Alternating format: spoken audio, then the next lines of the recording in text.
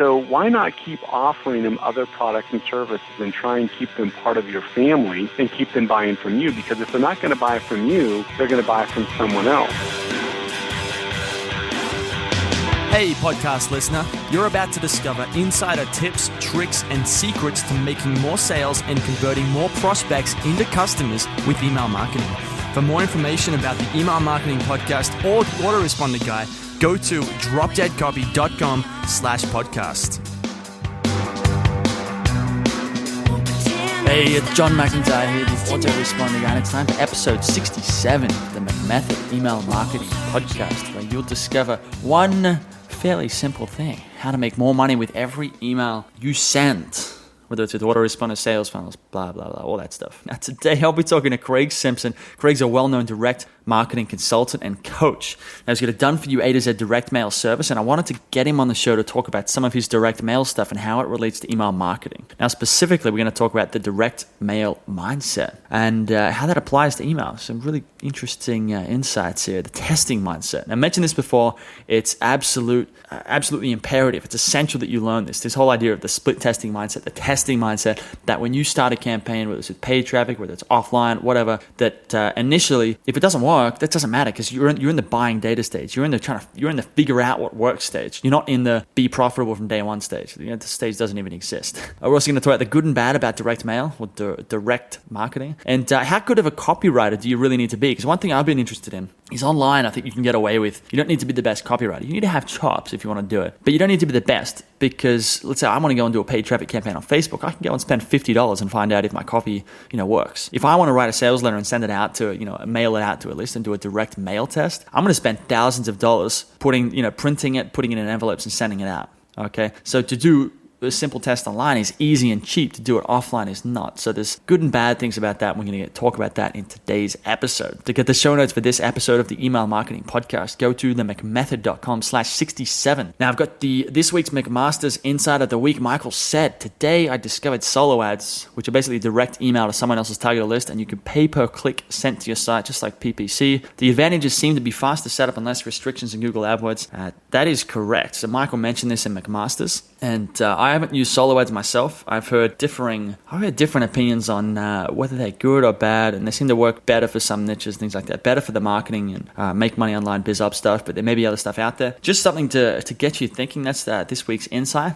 You might want to look into it if you're looking for more traffic, and it can be a cheap way to get started with paid traffic and start testing some stuff. Now, Michael put that in McMaster's. McMaster's is my private training community where you can learn more about how to write a 10 email autoresponder sequence, how to build out your email marketing, how to build your sales funnel, all that sort of stuff. It's the best way to get direct access to me because there's a forum. You can jump in there, ask questions, and I will get back to you. I'm in there every day. So that's the best way to get some coaching at far less than the one-on-one coaching prices. Now, if you want to leave a review, go to iTunes, go to the store, and leave me a review. Search for the McMethod Email Marketing Podcast. I should say it this way. If you like the Email Marketing Podcast and you're getting a lot of value from it, go to the store, leave me a review, and I'll give you a high five and I'll read it out on the show. So yeah, got one listener question and then we'll get into it. Today's listener question is, how long did it take you to get good? I'm assuming this person means get good at copywriting. And the answer is, it really depends. Good enough to what? Good enough to make a lot of money? Good enough to make, get clients? Good enough to... It's really hard to define it. So the basic idea is good enough to this is probably from someone who's maybe got a job, maybe wants to quit. They're trying to learn copy and they want to know how long it's going to take them before they're good enough. And a lot of that's going to depend on their personal thing, how hard they're willing to work, when they get willing to sit down every day and write out a sales letter by hand with a pen and paper. It's really going to, it's going to depend on, a lot of that stuff. And also just their natural aptitude for being a persuader. If they've done sales before, it's going to be, if you've done sales before, it's going to be easier than if you've never done sales before, generally speaking. If you've done, whereas if you've kind of been like an English major in school, you've probably got all these bad habits about what writing's meant to look like. And it might be harder to write copy because you're stuck in this, that writing has to be all professional and be all grammatically correct. And that's a load of crap, at least when it comes to copywriting. So, if you've got a natural aptitude for it, you might be able to walk out tomorrow and get a client, right? So it's a very hard question to answer. But, if you put it this way, the harder you work and the more you kind of immerse yourself in sales and marketing and advertising, the faster you will get there. Put it that way. Now, that's it for now. Let's get into this interview with Craig Simpson. It's John McIntyre here, the autoresponder guy. I'm here with Craig Simpson. Now, Craig is a direct mail guy, another direct mail guy. I just did Brian Kurtz last night, and that podcast probably went live last week. Now, Craig's another direct mail guy. He's just had a book that's he's done with Dan Kennedy. So this guy's up there. He's sending lots of mail, and I wanted to get him on because, so I've done a lot of, email guys and copywriters and internet guys coming on this show, but I think that the roots of what we do really goes back to direct mail and kind of old school advertising, which isn't really that old school. I mean, it's still all around. And I was just talking to Craig just then, and I was thinking that what would be really interesting, at least as a starting point for this conversation, would be to kind of look at the direct mail mindset. Because with direct mail, there's a lot more at stake. With email marketing or with online marketing or a product launch, you can kind of do it. And if it doesn't work, it's not that big a deal. You just, you got a domain, maybe you've bought a domain, you've paid for some hosting. You don't have to spend much money to even run a test. You can split test with a bit of software and it doesn't cost you anything. Whereas when you're doing direct mail, me and Brian were talking about this last night, you just spend like $500 per 1,000 names that you might send out. And that makes any sort of test extremely expensive. So you got to be on your game. So I think there's a lot to learn, being an online marketer coming from this world, there's a lot to learn for me and for anyone else in this situation from the people doing direct mail. So going to see what sort of goodness we can get into today. Craig, how you doing, mate? Excellent. I'm doing very good. Thanks for the introduction, and I'm excited to be on this podcast today. Yeah, man, it's good to have you on the show. Before we get into some of the direct mail mindset and some of the other stuff, can you give the listener a bit of a background on what you do and what you get up to most days? Sure. So I'm a direct mail consultant, and I have a company, Simpson Direct, and we send out almost 300 mail campaigns a year for a variety of clients. I mean, we work with everything from pet food stores selling dog food to big information marketers to companies like Beachbody that does P90X and Insanity, and we sell face cream called Derm Exclusive. We sell different products and services for dentists, attorneys. I mean, you name it, there's just about someone we're working with in a niche. Using direct mail to help different companies acquire new customers, new patients, generate leads, build their herd. I'm an old school guy. I've been doing it for almost 20 years now, so I've been doing it for a long time. Okay. And just, I think an interesting question right now would be, like you said, you've just been doing this for 20 years. What are your kind of thoughts on the whole internet marketing game and the product launches and all the sort of guru hoorah that kind of happens online, which I'm sure you're aware of? Oh, totally. You know what? I think a lot of that is great, and I think the one area that they're missing is they should all tie it in with direct mail. I think they'd all see their product launches and a lot of their big promotions be much more successful if they tie some direct mail into it. I mean, when you're out there in the media and you're testing all these different media options, whether it's radio or TV or internet, you compare the results and you look at them. I mean, everyone's got a little bit, they all have some strengths. But for me, I'm saturated in direct mail, so I'm constantly seeing positive results from the direct mail marketing. I'm seeing internet and online guys using direct mail. In fact, Google, they're the 8th largest technology mailer in the country. So you think all the hype and hoopla that goes along with Google and their online pay-per-click advertising. Well, behind the scenes, what's not really being reported is that they're heavily using direct mail, so much mail that they're up there with DirecTV and AT&T and Verizon and Dell Computers, and they've become the 8th largest direct mail company in the United States for the technology niche. So I love direct mail, and even though it's not the shiny object right now, it's still getting a lot of attention kind of behind the scenes. Okay. Interesting. I'm curious, how hard is it? This might have been a question for towards the end, but how hard is it for someone, like me, or who's got a website, maybe a marketing consultancy or a business selling, anything from, like you mentioned, pet food. But someone's gonna be listening to this, and maybe they want to give direct mail a try. How hard is it for them to go and get a campaign up and running without hiring someone like you? Is that possible, or do they need someone like you who's kind of in the trenches? No, I think it's totally possible. I did my first direct mail campaign selling fake rock climbing holds through the mail. I don't know if you know what fake rock climbing holds are, but the things you bolt onto rock walls. And I started out with 250 pieces, and to be honest, 250 piece mailing. And to be honest, my first mailing was a complete bomb, but I kept testing and trying different things. And eventually, on my own, without anyone else's help, I ended up selling over 4,000 rocks through the mail. And I think with anybody, whether you're a small business owner or just getting started, selling a new product or service, if you read some of these books and look at the testing methods that you learn and start out small, send a few hundred pieces at a time, you can find something that's working for your niche and then just roll it out. You don't have to start out with a 50,000 piece mailing. You can start out with a small sample size and work your way up as you get a great return on investment and you test things and you figure out what works and what doesn't.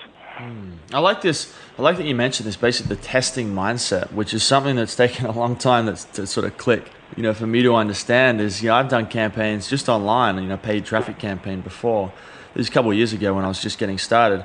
And it didn't work. The first few times it didn't work. And me not really knowing what I was doing or understanding how this stuff really worked was like, all right, well, I don't know if I consciously decided to give up. I just gave up. I just didn't follow through and I stopped doing it. And that was that. Now, I've been reading, doing some Perry Marshall stuff, and I'm setting up a paid traffic campaign for my own business. Now it's like starting to click that if all I'd done is just kept that campaign running, spending $10 or $20 a day, whatever it happened to be, 2 years later, which is now, or 3 years later now, I would be miles ahead just by that simple fact of just sitting down and testing consistently. And this is something that a lot of people online, it might take them a while to get. If they've been in the game, they get the right mentor, they'll get it, sort of quick. Everyone says split test. But this is, maybe online, like I was saying before, the stakes aren't as high as direct mail. If you fail, you're not going to lose that much money. Whereas with direct mail, you have to get this stuff ironed out. So testing is really, it's mandatory if you're doing direct mail, isn't it? Oh, it is, and that's a great point. I mean, you started the conversation out with talking about the stakes are different, with direct mail. I mean, and the stakes are high because of you are investing so much. I mean, if you don't really think through the testing process and what it is you want to achieve, out of your test, you can end up wasting a lot of money. So you're forced with direct mail to really not just run out there and throw something together and hope that it works. You really have to put the time and energy to think through the process and think, okay, what testing variables are going to give me the best chance for success? And, what are the things that I need to see first? Do I need to test my price point to see if, one price point has a significant boost, gives me a significant boost in response compared to another? Do I need to test format? Do I need to test sales copy or headlines? I mean, you have to think through what is the things that I can test with a limited, amount of capital that I can use and see what's going to help me out the most. And I think it's the preparation side of direct mail that makes you so much different than the online marketing. The testing ideas may be a lot of the same, but you have so much more at stake that you really have to put more time up front thinking through the process because there's so much at risk. Does that make sense? Did that help explain that? Yeah, absolutely. I mean, when I was talking to Brian last night about this, it was the thing that I found, or the thing which we discussed is there's a good and a bad thing about it. You're online, the stakes are low, so therefore, you don't have to try that hard, which is, in a sense, it's a good thing because the stakes are low and you're not going to, if you mess up, you're not going to lose your house or whatever. But, with direct mail, the stakes are higher. So on the one hand, that's bad. There's, more risk. There's more at stake. But that also means that you have to be on your game, which means you end up with better copy, a better campaign, you test more stuff, and you end up with probably a more solid business. Whereas, I mean, Brian mentioned there's a lot more one-hit wonders online than there is offline. Totally. I did a study on the customer values between someone who's generated online versus somebody who's generated on TV and somebody who's generated through direct. And I took 50,000 buyers from TV, 50,000 buyers from direct mail, and 50,000 buyers from internet, all who had paid the exact same price for a product within the same time period. And we looked at the long-term customer values of them. The customers that were brought in through direct mail ended up spending 3 times as much as those who were brought in through the internet. And they spent twice as much as those who were brought in through the TV. So it was harder to acquire those customers, but they ended up spending a lot more money than those that were generated through other sources. So there's a lot to be said about direct mail. When you can get a customer and you can find a system that works, it's something that you can use to really bring in your best customers. Okay. Well, give me I'm curious because I've never actually done a direct mail campaign.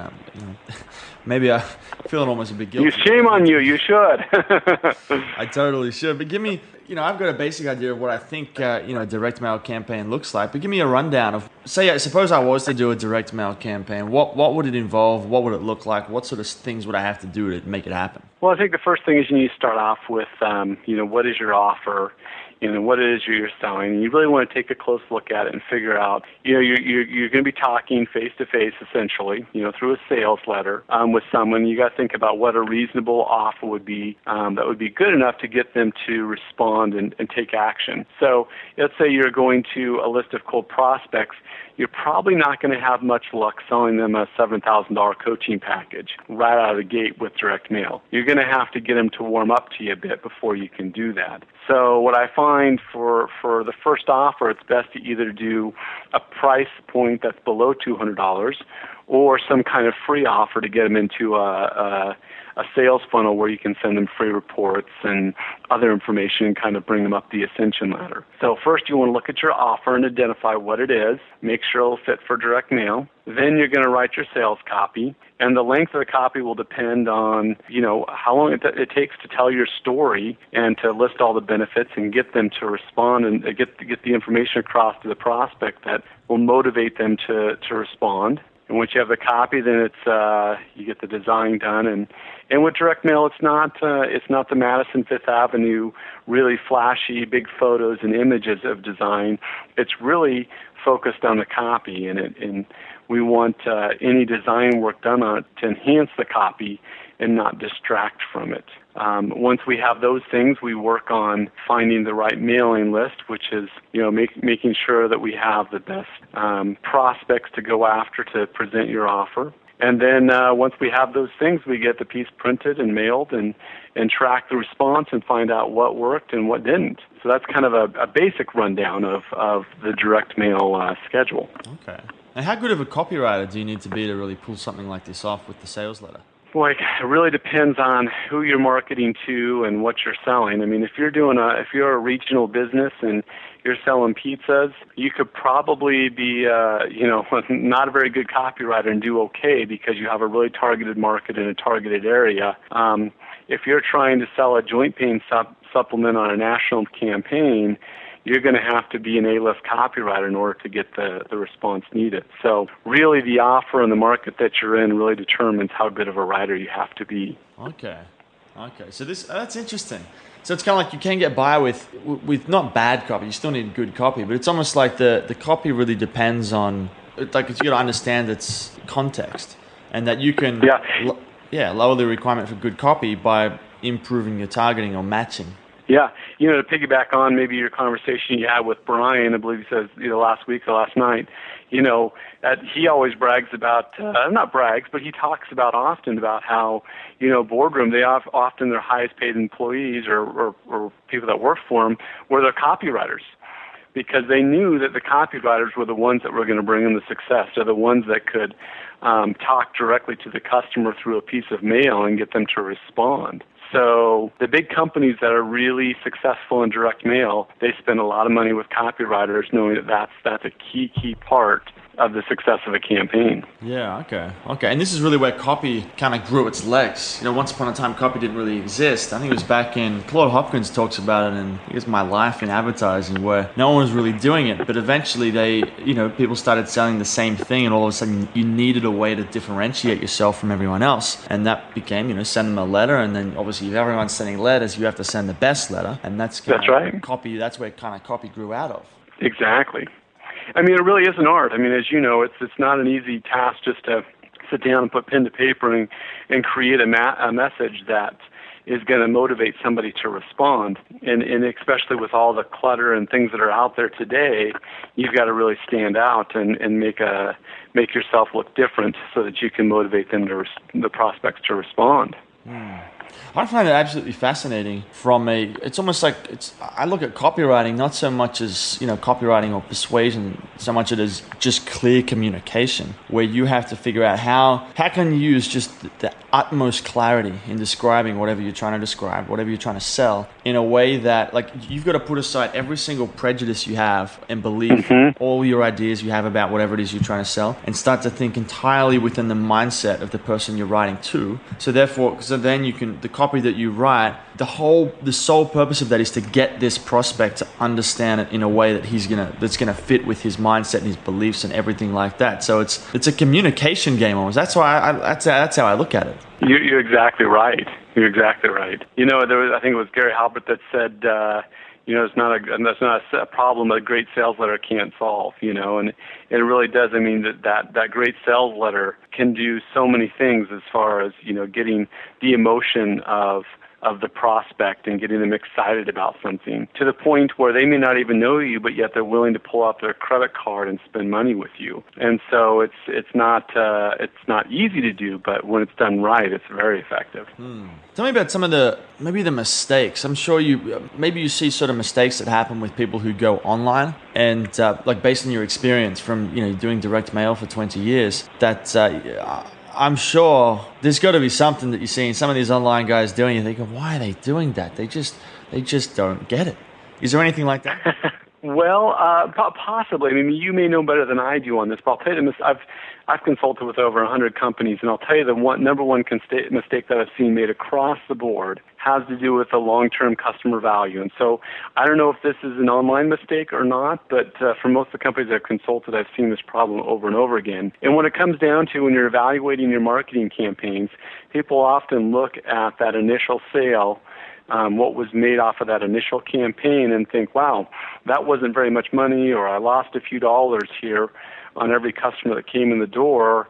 That wasn't worth it, so therefore, the campaign bombed. It wasn't a success. But if you look at the long-term value of the customer and see what they're going to spend over the course of the lifetime, then that campaign where you may have lost a few dollars in every customer coming in the door, all of a sudden looks totally different when you consider the customer's long-term value. So let's say, for example, it cost you $200 to acquire a customer, and the customer only spent $150 with you, so you ended up losing $50 for every customer you brought in the door. Well, what happens if that customer's long-term value over the next 9 months to a year, that they end up spending $350, $400 with you? Well, if you look at it in those terms, it becomes a super profitable campaign because you're calculating in what this customer is going to bring you down the road. So I'm not sure if it's a problem with online or not. It's just in general with what I've seen with a lot of companies I consulted with, is that they don't consider the long-term value when they look at the results of their campaigns. This is something that sort of, it's ringing true or rang true, a lot lately, is because I had another guy on this podcast to talk about. He's an internet guy, and, he's all about recurring revenue, which is great. And I'd never really done it before, so I'm like, all right, well, I'll give this a shot. So I said he has a forum and a community. Obviously, people pay per month, so you get that recurring revenue come in. And there's a bunch of guys who are talking about this right now. So I went and set the forum up. It's going great, and it's still out there. It's still, it's still running, and I'm still pushing people to go and buy it. But what I realized after a month or two of having it open was that the point isn't to have recurring revenue. The point is to have a higher lifetime customer value. So with, when you make a product and you sell it for, say, $100, you make $100. But if I can put someone in a community where they pay $100 a month, I'm going to make $300 or whatever it happens to be. The catch, though, is that you might have a community where people can pay per month. That doesn't mean they're going to stay forever. There's always going to be an average amount of time. Maybe it's 3 months. And if it's 3 months at $100 a month, your lifetime customer value is only $300. And that's the right. Real figure. That's the important part. And that's where you might think, well, we could sell a $100 product on the front end, and a month later then sell them a $500 product, and then we'd have a $600 lifetime value. Therefore, we'd eliminate the need for this forum. And so it's kind of like, once you realize what metrics you need to focus on, it actually becomes a lot easier to manage and build a business. It's like what Peter Drucker said, what gets measured gets managed. You're exactly right, and it's amazing how many businesses actually miss that. They are so nearsighted in their thinking that they really just need to take a look at the long-term value and think about that end goal. I mean, most people buy because they're a creature of habit. They've got a hobby, an interest, or a desire. And you are offering them something that makes them, that you're offering something that they want, whether it's a hobby, an interest, or a desire. So why not keep offering them other products and services and try and keep them part of your family and keep them buying from you? Because if they're not going to buy from you, they're going to buy from someone else. So being nearsighted and only focusing on that first transaction is going to cause you to miss out on low-hanging fruit and easy to acquire or easy to sell customers on the back end. Whereas if you really think long-term relationship, long-term customer value, offer other products and services, you're going to fulfill the needs of that customer's desires and their hobbies and their interests. And at the same time, it's going to bring you more revenue and allow you to be able to grow your business quicker because you can build it based on the back end sales. Yeah. Absolutely. And it seems to me that, as a business owner, the point isn't to do anything, like the primary job of really the guys managing the business, the entrepreneur, is to get more leads in. And this is what marketers do basically, but get more leads in, convert more of those leads to customers, and then make those customers spend as much money as possible over the course of their lifetime. That's exactly right. So let me ask you, so do you find in the internet world that that focus is do you feel like that most internet marketers have that long-term value thought in mind, or do you think they're more short-term and just trying to grab that initial sale and move on to the next customer? Yeah, I think a lot of people online, I was one of them, I'm still one of them in, I guess, many ways, that, people get into the online game because they want to, I live in Thailand, so a lot of people have heard my story and they're like, well, I want to move to Thailand and work online and travel around and do all that. So the emphasis is less on building, less on doing things the way business should be done and more on, I want to have a great lifestyle. And that'll often mean that I think someone will make, short-sighted decisions. They're not in the game to build a big business that maybe one day they can sell or that they basically like a recurring net income asset. They're not, and maybe I think that'll come down the line. I've been doing this for a couple of years now and it's starting to click and I'm starting to get it. But at least initially, no one really thinks like this because most people come straight from jobs, straight from the working class that no one in their family has done business. So no one's really explained this stuff to them. And it's very hard to get these sort of realizations from a book. You've kind of got to be in the trenches working and doing it for a while until you start to go, hang on, if all I do is sell an ebook here, that's not a very good business. You can't do much with that. It's not worth much to anyone. And you start to get those light bulb moments, and that's, I guess, what's been happening for me this year is starting to go, I can't just sell an ebook. I can't just sell one product. This has to be a big business with various different products at various price points with a marketing system in place and all that stuff. Exactly. Yeah, good. I've noticed too, like, these guys like Perry Marshall, which are out there talking about this stuff. And if you go to any kind of like advanced marketing lesson or course or something like that, or listen to podcasts like this, you'll hear about it. But even then, like, I've read Dan Kennedy's stuff before and a lot of these guys, and they talk about this lifetime customer value. And I was always annoyed in the sense that, to me, it feels like a very hard number to track and it's, annoying and cumbersome and all of that. It's just so much easier to focus on just a sale. But I think what's really making it click for me right now is that I'm in the process of setting up a sales funnel for a paid traffic campaign. And I just sat down with a mentor it was 2 weeks ago or a week ago. And his advice was basically, instead of just selling that one product on the front, which I've got up for, I think it's about $7 right now. He said, go and set up 3 upsells. So you can make, instead of $7, you make $300. And at first I was kind of like, that's okay, that's not that big of a deal, but I'll go and do it because you told me to. But then I started thinking, if I do that, that means that if all I did, like if I could get one person to buy the product and buy every upsell, so one person through the funnel in say 2,000 people, and that could cost me $300 and I'm breaking even. And then there's an email sequence, like a back-end sequence, which is obviously going to pick up a few more sales. So it's going to put the campaign into just straight profit. Whereas if I only had that one product and the potential to only really make $7 from one person on that first day, it would be a very different game. And I think this is happening all the time online, and probably maybe with direct mail too, is that because I dramatically changed the potential money that I can make on that front, I'm going to be able to look at a campaign with, a lot more of a positive outlook. Because if it's not working straight away, I'm going, well, hang on, I can spend up to $300 on this campaign before I really can start to think that maybe it's not working. Which is, if you're at $7, that's a very different, you're going to start, you're like, this campaign's not working. There's no way I'm ever going to make my money back. And then you give up too early. So to me, it's kind of like, this is why you need, like, this is almost like the fundamental foundation. If you can get this part ironed out, the amount of money that you make from someone, everything else gets easier. That's right. Everything else does get easier when you do that. Exactly. And it really can guide you. It guides you and tells you, what marketing campaigns are worth pursuing and which ones you should stay away from, because you know the value of the customer and how much they're going to bring in. It's really becomes basically a roadmap for you to follow, and it's a lot of work to track it, but it's well worth it, and will save you money and will make you more money in the long run. Yeah, absolutely. And I think it's probably not, because some people, someone might be listening to this and they're thinking, this is too hard to track, this isn't fair. And I don't think it's like, that's how I used to think, and now it's like, it's not. It is hard to track in a way. You may need months and months of data to kind of figure it out.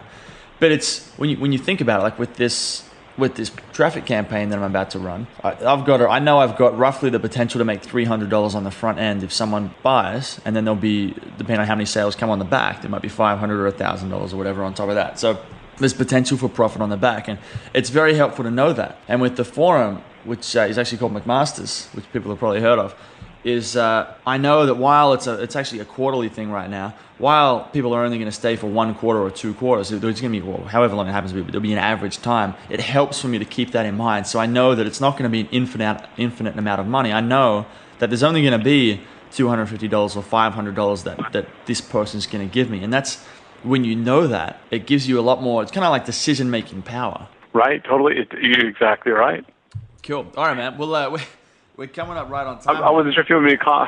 Sorry, go ahead. Before we wrap up, so we come up right on time here, but before we wrap up, can you, the listener, this might be wondering where they can learn more about you, and maybe they even want to hire you, or maybe they just want to talk to you about the direct mail stuff and how they can set it up in their business. So where's the best place to go and learn more about Craig Simpson? The best place is to go and get my book, which is called The Direct Mail Solution. You can get it at thedirectmailbook.com. Simple, just thedirectmailbook.com. And it's called The Direct Mail Solution, and it's written by Dan Kennedy, myself. And it basically gives you all the details on how to put together a direct mail campaign from start to finish. The things to watch out for, the things that will save you money, the things that will help make you more money. It gives tips on copywriting, lists, production, tracking, the whole 9 yards, even lifetime value and even tracking lifetime value. So you can get the book on Amazon as well. It's called The Direct Mail Solution. So that's really the best way to find out more about me and more about direct mail is to get that book. Awesome. So I'll have links to the book in the show notes at newsmethod.com. So if you want to get over there, click the link and buy my book. All right, Craig, it's been good, man. Thanks for coming on the show. Great. Thank you for having me. Appreciate it. Hey everybody, thanks for listening. If you want to discover more insider tips, tricks, and secrets about driving sales with email marketing, sign up for daily email tips from the autoresponder guy. Go to dropdeadcopy.com/podcast. Sign up, confirm your email address, and I'll send you daily emails on how to improve your email marketing and make more sales via email. You'll find out why open rates don't matter and the 7-letter word that underlies all effective marketing and much more.